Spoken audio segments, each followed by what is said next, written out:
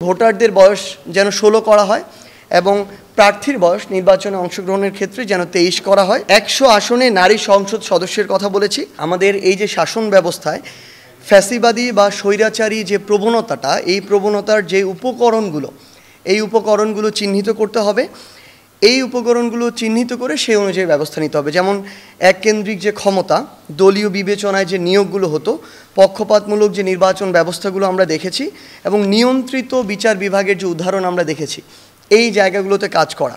এরপরে আমরা আমাদের জায়গায় বলেছি যে গণতান্ত্রিক রীতি ও প্রক্রিয়ার পুনঃপ্রতিষ্ঠা করাটা গুরুত্বপূর্ণ, যেখানে জনগণের ভোট, মতামত এবং অংশগ্রহণটা এই সার্বিক নীতি নির্ধারণের মূল ভিত্তি হবে। ক্ষমতার ভারসাম্য এবং বিকেন্দ্রীকরণটা নিশ্চিত করা গুরুত্বপূর্ণ, এটা আমরা আমাদের জায়গা থেকে জোর দিয়েছি, যাতে একজন ব্যক্তি, একটি দল বা একটি প্রতিষ্ঠান পুরো শাসন ব্যবস্থার উপরে একচেটিয়া নিয়ন্ত্রণ আর আরোপ না করতে পারে।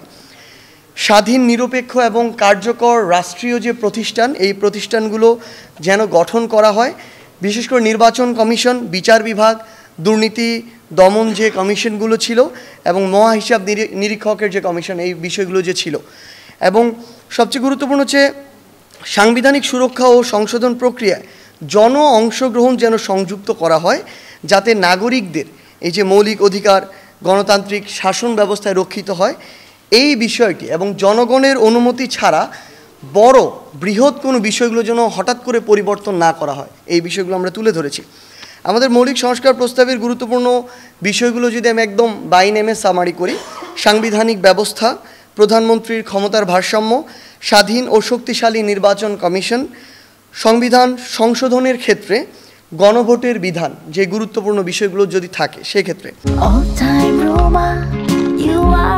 All time Roma. Taste it, love it. বিচার বিভাগের স্বাধীনতা, সাংবিধানিক পদে নিয়োগ, নির্বাচনকালীন অন্তর্বর্তী সরকার, দুদক সংস্কার, স্থানীয় সরকার ব্যবস্থা যেটা আছে এটার সংস্কার এবং জনপ্রশাসন সংস্কার, এগুলো হচ্ছে টপিক যেগুলো নিয়ে আমরা আমাদের জায়গা থেকে কথা বলেছি। আমরা গুরুত্বপূর্ণ যে বিষয়গুলোর ভিতরের গুরুত্বপূর্ণ কিছু বিষয় এখানে তুলে ধরতে চাই। সাংবিধানিক যে ব্যবস্থা, এখানে আমরা আমাদের জায়গা থেকে যে বিষয়টি তুলে ধরেছি এবং জোর দেওয়ার চেষ্টা করেছি, জাতীয় সাংবিধানিক কাউন্সিল গঠন, ন্যাশনাল কনস্টিটিউশনাল কাউন্সিল, সংক্ষেপে এনসিসি। আমরা বিগত সময়গুলোতে দেখে এসেছি যে নির্বাহী বিভাগ তার জায়গায় একচ্ছত্র পুরো রাষ্ট্র পরিচালনার আধিপত্য ছিল এবং অন্যান্য যে বিভাগগুলো সেগুলোর উপরে একচ্ছত্র আধিপত্য বিস্তার করত। সেই জায়গায় এই জাতীয় সাংবিধানিক কাউন্সিল নির্বাহী বিভাগকে জবাবদিহিতায় রাখার একটা কাজ করবে এবং সাংবিধানিক যে পদ, এই পদগুলোতে নিয়োগদানের কাজটি করবে। আমরা এই জায়গায় দ্বিকক্ষ বিশিষ্ট আইনসভার কথা বলেছি, যেখানে আমাদের যে নিম্নকক্ষ সেটি হবে আমাদের আসন ভিত্তিক এবং আমাদের যে উচ্চকক্ষ সেটি হবে ভোটের আনুপাতিক হারের ভিত্তিতে। আমরা উচ্চকক্ষের যে কাজ, এই কাজগুলো আমাদের জায়গা থেকে তুলে ধরেছি, যেমন সংবিধান সংশোধনে 2/3 সংখ্যাগরিষ্ঠ ভোটে এখানে পাশ হতে হবে। নিম্নকক্ষে যে উত্থাপিত বিলগুলো থাকবে সেগুলো এখানে পর্যালোচনা হবে, সুপারিশ হবে। আন্তর্জাতিক চুক্তির ক্ষেত্রে এই উচ্চকক্ষের একটি অনুমোদন লাগবে এবং সরকারি যে সংস্থাগুলো, এই সংস্থাগুলোর কার্যক্রম এই উচ্চকক্ষ মনিটরিং করবে।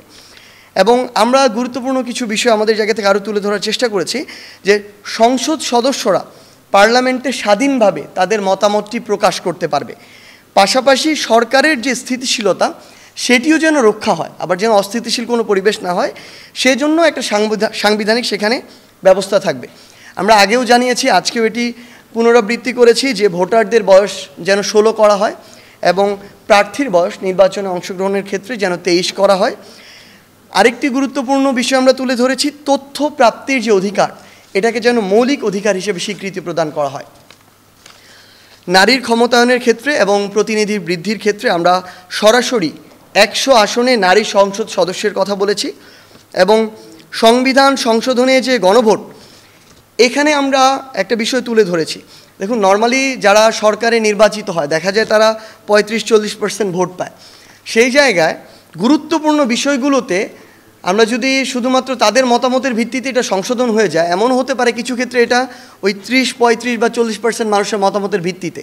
তো সেই জায়গায় এরকম গুরুত্বপূর্ণ সংশোধনীর ক্ষেত্রে আমরা গণভোটের চাওয়া এটা ব্যক্ত করেছি এখানে।